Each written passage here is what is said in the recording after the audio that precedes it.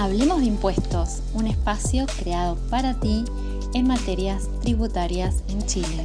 Hablemos de impuestos. El podcast tributario. Hola, ¿qué tal, queridos auditores? Bienvenido a otro episodio de Hablemos de impuestos, tu podcast tributario. En esta ocasión quiero comentarte sobre la ley Papito Corazón, aquella ley relacionada con el pago efectivo de deudas de pensiones de alimentos. Esta es la ley 21.484, que fue publicada el 7 de septiembre del año pasado, del 2022. Si bien fue publicada el año pasado, pero su vigencia para el procedimiento del pago efectivo de deudas de pensiones de alimentos comenzó a partir del 20 de mayo del 2023. Bueno, esta ley consiste en un procedimiento especial y extraordinario de cobro de pensión alimenticia, la que aplica a las personas deudoras de esta. Para efectuar este procedimiento de cobro de la pensión alimenticia, que se está en deuda, debe provenir por una sentencia de parte del Tribunal de Familia, quien fue el que fijó en su momento el monto de la pensión alimenticia. Por tanto, este procedimiento especial y extraordinario de cobro no aplica si anteriormente se realizó un acuerdo de palabra en la cual se fijó el monto de la pensión alimenticia, ¿vale? Así que se recalca de que el procedimiento de esta ley de cobro recae meramente cuando haya existido una sentencia por parte del tribunal quien haya fijado el monto de la pensión alimenticia. ¿Cuándo nace este procedimiento? Cuando existe una cuota de pensión de alimentos impaga. Por tanto, el alimentario o la persona afectada solicitará al Tribunal de Familia la liquidación de la deuda. ¿Qué significa esto? De que se va a analizar cuánto es el monto de lo adeudado. Por lo tanto, una vez realizada la liquidación de la deuda, el deudor tendrá un plazo de 3 días para acercarse a conversar sobre el tema. Pasados los 3 días, el Tribunal de Familia dará la orden de que de congelar las cuentas bancarias del deudor y solo se liberarán cuando pague la deuda de la pensión alimenticia. Si la pagó, ningún problema, ya quedó saneado el punto. Pero ¿qué pasa si te congelaron las cuentas o se congelaron las cuentas del deudor y decide no pagarla? Cuando ocurra eso, el tribunal va a ir en busca del patrimonio y sobre ese patrimonio dará la orden de retener y pagar hacia la cuenta del alimentario, hacia la cuenta del deudor.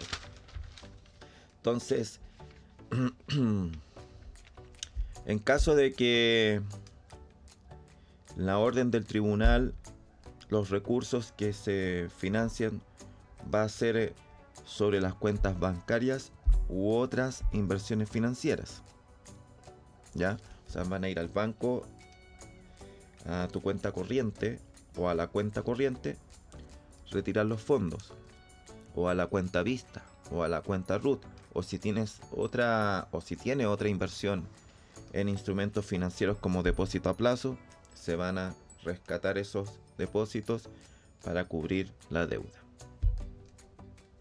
a ocurrencia de esto que te acabo de decir, ¿qué pasa si esos fondos que están en las cuentas, en las cuentas bancarias o en otros instrumentos de inversiones financieras no son capaces de cubrir totalmente la deuda o cubre una parte de ella?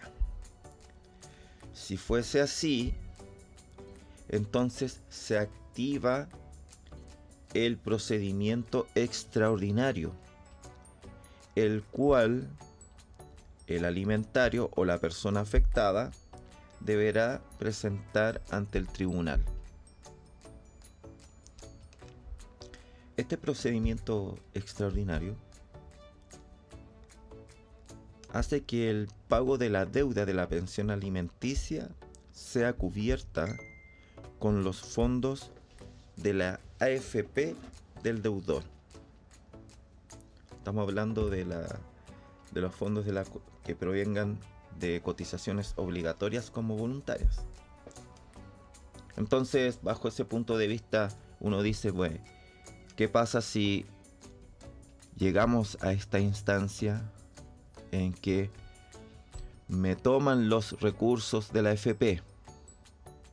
Bueno, si el monto de la deuda es cubierta por las cotizaciones obligatorias, ten en cuenta que todo ese monto, al ser retirado de la AFP, no está afecto a ningún tipo de impuesto, ¿vale?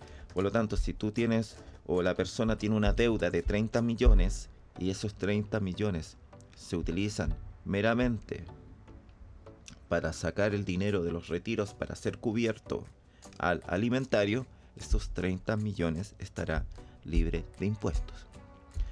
Pero ¿qué pasa si los fondos que se utilizan provienen de una APB? Ahí lo que hay que analizar es meramente si los fondos de APB utilizaron o no la franquicia del artículo 42 bis de la ley de la renta. Consistente en que si utilizaste la franquicia al momento de hacer el depósito de APB, que significó pagar menos impuesto único de segunda categoría o menos impuesto global complementario, según sea el caso, cuando se realice en el futuro el retiro de esos APB, va a quedar afecto a un impuesto único.